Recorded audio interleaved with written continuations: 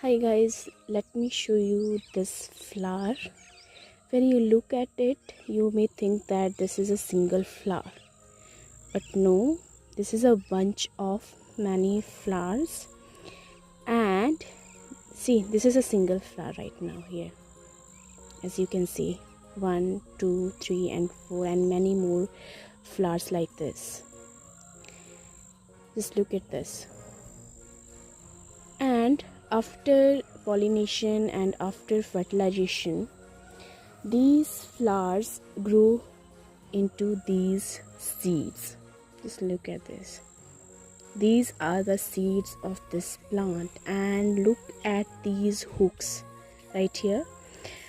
These are to attach these seeds with a animal so that it can travel far away. So nature has many techniques, seeds has many techniques to disperse them, and this is one of them. Just look at this.